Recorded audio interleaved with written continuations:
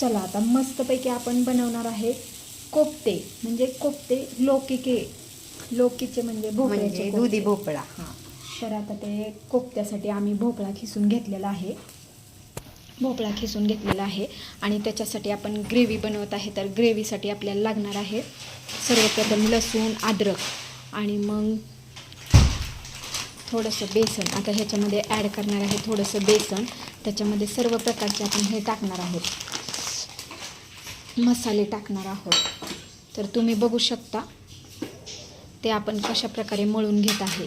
लोकीचं पीठ त्याच्यामध्ये टाकलेलं आहे, लाल तिखट, थोडासा मसाला, काश्मीरी मिरची, नंतर हळदी, आता जिरे पावडर, धने पावडर आणि मग नंतर थोडंसं चवीपुरतं नमक. आता ते आपण मस्त आता मिक्स करून घ्यायचं आहे. आणि ते खिसताना त्याच्यामध्ये पाणी येतं ना, ते पाणी आपण पिळून घेतलेलं आहे. ते आता त्याच्यामध्ये टाकलेलं आहे तेल. तळायचं हे बघा आज तयार झालेलं आहे. आता कोफ्ते तळून घेत आहे बघा. हे बघा हे बघा. आता ते थोडेसे तळून घ्यायचे. लगेच हलवायचं नाही, थोडा कलर आल्यावरच हलवायचा असतो. हे बघा किती सुंदर कलर आलेला आहे. असं तळून घ्यायचं आहे. सर्वप्रथम तेल गरम करायला ठेवलेलं आहे. त्याच्यामध्ये टाकलेलं आहे आपण 1 लवंग, 2 दालचिनी आणि 1 तेजपत्ता पण टाकतात. त्याच्यामध्ये टाकणार आहोत कांदा.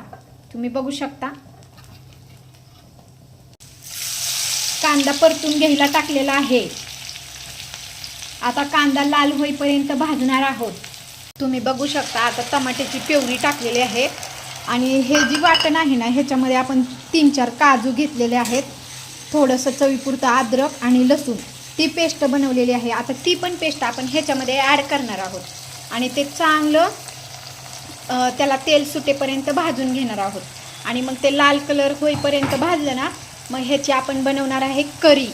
आणि करी झाल्याच्या नंतर त्याच्यामध्ये टाकणार आहोत हे आपण तळून घेतलेले कोफ्ते. आता मिक्स करून घेत आहे बघा. त्याच्यात मसाले टाकलेत सगळे. आणि हे जे पाणी ठेवलं होतं ना आपण कोफ्त्याचं, ती पाणी त्याच्यामध्ये ॲड करणार आहोत. आणि हे पण पाणी त्याच्यामध्ये ॲड करत आहे. तर ही बनली आहे मस्तपैकी अशी करी. आणि तुम्हाला वाटलं ना दही टाकायचं आहे तर तुम्ही टाकू शकता, पण आम्ही ह्याच्यामध्ये दही नाही टाकणार आहे. तर आता अशी उकळी आलेली आहे आणि त्याच्यामध्ये आपण टाकत आहोत कोफ्ते. तुम्ही बघू शकता. या मस्तच वास पण काय यायला लागलाय बारा.